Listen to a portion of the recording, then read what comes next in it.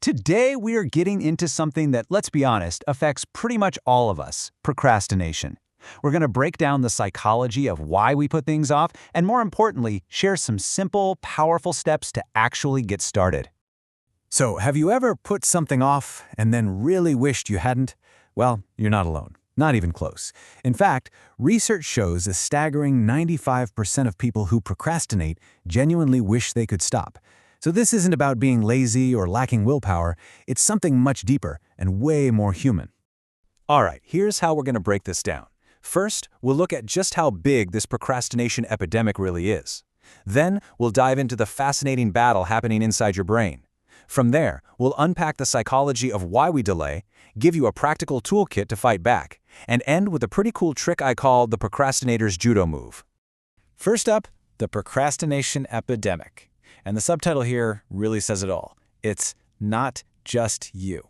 It's so important to get this because we often frame procrastination as a personal failure, but it's a deeply shared human experience. And when we say it's common, we mean it. The numbers here are just wild. Up to 95% of college students do it. And it's not just students. About 1 in 5 adults are considered chronic procrastinators. Think about that. Students say it takes up more than a third of their day.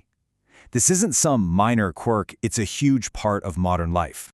So what's really happening up here when we choose to scroll through social media instead of tackling that big project?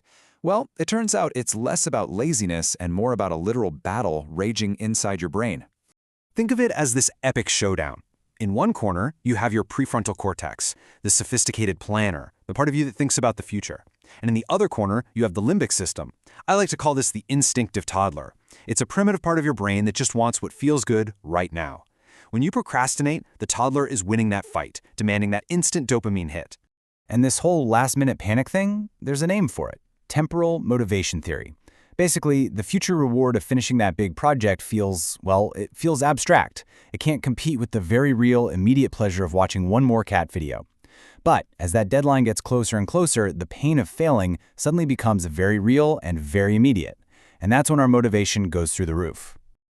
Okay, so it's not just about what's physically happening in our brains. There are some really deep psychological reasons we avoid certain things. It often has less to do with the task itself, and everything to do with how the task makes us feel.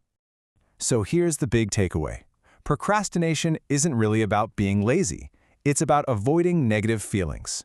We put things off because they're boring, or frustrating, or maybe we're scared we'll fail. That delay gives us a temporary mood boost, a quick escape from those uncomfortable emotions. Okay, so we've got the why down. Now for the good stuff, the how. Let's build your anti-procrastination toolkit with some simple, actionable strategies you can start using today. This first one is a game changer, and it's all about tricking your brain. It's called the 5-minute rule. The hardest part of any task is just getting started, right? So make the commitment laughably small. Just tell yourself you'll work on it for 5 minutes. That's it. You can stop after 5 minutes. But what's amazing is that most of the time, you won't want to. You'll have broken through that initial wall of resistance. You know that little voice in your head, the one that says, this is impossible, I'll never finish this. Yeah, that voice is not your friend. So when you hear it, you have to consciously challenge it. You reframe it. Instead of, I'll never get this done, try, okay, what's one small piece I can do right now? It turns an impossible mountain into a series of small, manageable steps. Okay, this next one is all about structure. Because structure is basically kryptonite for that feeling of being overwhelmed.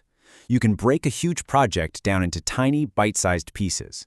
Or you can use a technique like Pomodoro, where you work in super focused 25-minute sprints, then take a short break. Both of these make a huge, scary goal feel concrete and doable. And hey, don't just take my word for it. This survey shows what strategies people actually use in the real world. And what are the top 3? Planning ahead, creating a distraction-free space, and, you guessed it, breaking tasks down. People use these techniques for one simple reason: they actually work. Okay, get ready for a twist. For our last section, we're going to try something a little counterintuitive. This is what I like to call the procrastinator's Judo move. Instead of fighting that urge to delay, what if you could use its own momentum against it? This quote from way back in 1930 absolutely nails it. It captures this bizarre truth about procrastinators. We're not lazy. We're often incredibly busy doing all sorts of things.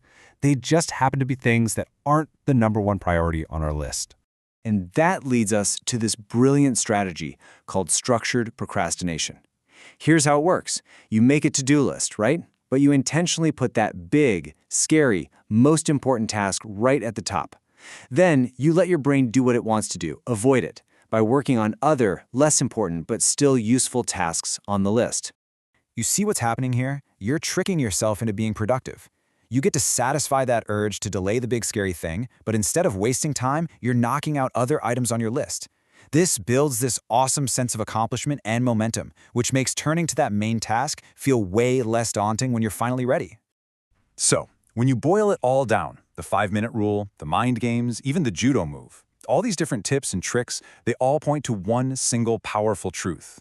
The secret to getting ahead is just getting started. The biggest hurdle is always the starting line. Once you're in motion, everything gets easier. So I'm going to leave you with a challenge, a question to act on, like right now. Think about that one thing you've been putting off. What if you decided right after this to just give it 5 minutes? What's one small thing you can start right now for just 5 minutes?